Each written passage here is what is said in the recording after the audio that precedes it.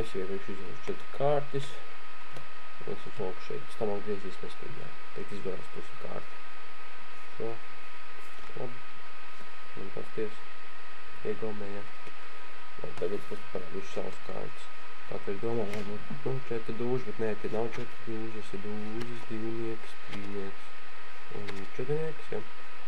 Tad izvēlēsim no kā tur, labi, divnieku viens, ja. Dūzi, paliekam apakšā. Viņš uzdot akal augšā.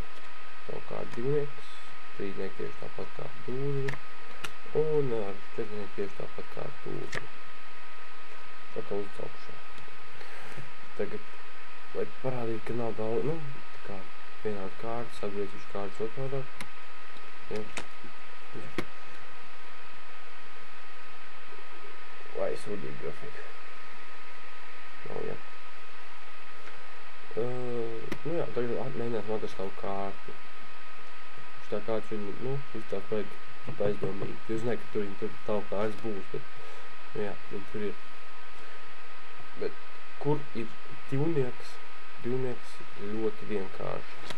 Divnieks ir kaut kur šeit iekšā. Kaut kur šeit. Aha. Kur ir?